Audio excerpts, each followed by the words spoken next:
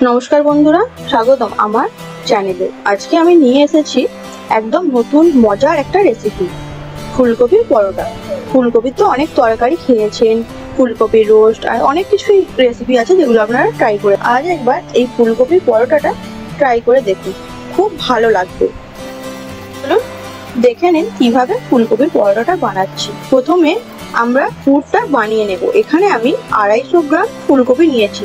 এবার আমরা যেহেতু দুজন মানুষ তাই আমরা 250 গ্রাম নিয়েছি। এবার আপনারা আপনাদের হিসাবে ফুলকপিটা নেবেন। একদম ছোট ছোট করে ভেঙে নেব আর পরিষ্কার করে ধুয়ে নেব। আর পারলে 15 মিনিট নুন হলুদ জলে ভিজিয়ে রাখবেন, ভেতরে পোকা থাকলে সেগুলো বেরিয়ে যায়। ফুলকপিগুলো গ্রেট করে নেব পুরো মিহি মিহি করে। পারলে আপনারা মিক্সিতেও করতে পারেন, তবে হাতে করলে বেশি ভালো হয়। আর এখানে 3টে কাঁচা লঙ্কা নিয়েছি, একটু আদা নিয়েছি আর 2 চামচ ধনে গুঁড়ো, জিরে গুঁড়ো, তার সাথে শুকনো লঙ্কা গুঁড়ো। পরিমাণ মতো নুন দিয়ে ভালোভাবে মাখিয়ে নেব। এরপর আমি আটাটা মাখিয়ে নেব। আটা বদলে আপনারা ময়দাও ইউজ করতে পারেন, তবে আটার করলে টেস্টটা ভালো হয়। আর আটার মধ্যে আমি পরিমাণ মতো নুন, অল্প কালো জিরে, অল্প পরিমাণ তেল দিয়ে ভালোভাবে মাখিয়ে নেব ডোটাকে। এখন যেহেতু নতুন ফুলকপি উঠেছে আর দুর্গাপুজো মানে ফুলকপির রেসিপি একটা চাই, তাই সামনে যেহেতু দুর্গাপুজো এসেই গেছে, সপ্তমী, অষ্টমী, নবমী কি দশমীর দিন যে কোনো একটা দিন আপনারা এই রেসিপিটা বেছে নিন, খুব সহজেই বাড়িতে বানিয়ে ফেলুন।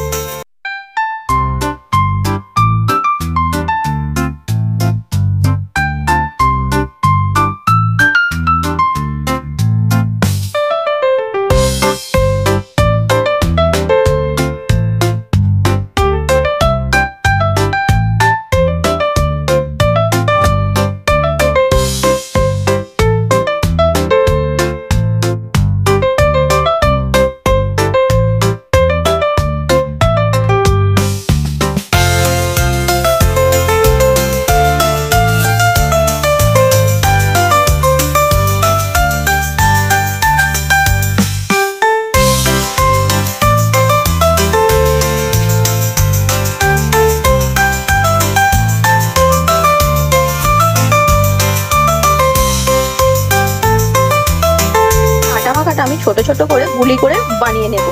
প্রত্যেক গুলিকে হালকা করে বেলুন আর মধ্যখানে পুরটা দিয়ে দিন। আপনারা আপনাদের পরিমাণ মতো ভেতরে পুর দিতে পারেন, তবে আমি 2 চামচ করে দিয়েছি। এবার ভালোভাবে মুখটা মুড়ে নিন আর হালকা হাতে বেলে নিন, না হলে পাশ থেকে বেরিয়ে যেতে পারে। এবার আমি একটা একটা করে বেলে চাটুতে আমি সেঁকে নেব প্রথমে।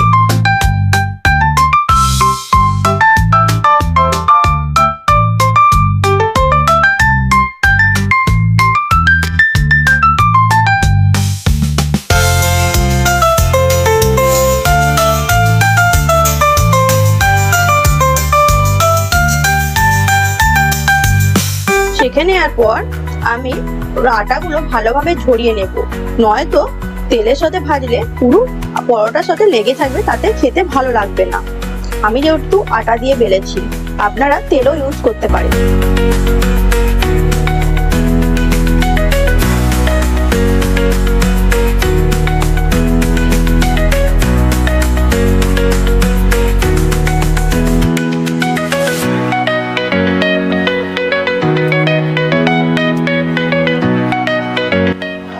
এবার পরোটাগুলোকে আমি অল্প অল্প তেল দিয়ে এপিট ওপিট করে ভালোভাবে ভেজে নেব। পুরো দেখুন সোনার কালার এসে গেছে, তখন কিন্তু বুঝবেন যে হ্যাঁ পরোটাটা পারফেক্ট ভাজা হয়েছে। পরোটা দুই দিকে সুন্দর সোনার রং হয়ে গেছে। এখন এটা আমি খুব মজা করে খাবো। আমি এই পরোটাটা দই আর আচার দিয়ে সার্ভ করছি। দইটা আমি মিনিটের জন্য জল ঝরাতে দিয়েছিলাম। এবার ওই চাটুতেই অল্প তেল দিয়ে ওতে একটি শুকনো লঙ্কা, একটু জিরে, কটা কারি পাতা দিয়ে আমি দইতে দিয়ে দেব। আর তার সাথে দেব অল্প পেঁয়াজ আর কাঁচা লঙ্কা, এতে দইটার টেস্ট আরো ভালো হবে। আমাদের এই পুজোর জন্য থালি রেডি, ফুলকপির পরোটা, আচার, তার সাথে দই। এবার একটু আমরা টেস্ট করে দেখি। হ্যাঁ, খুব ভালো খেতে হয়েছে আর মজাও হয়েছে।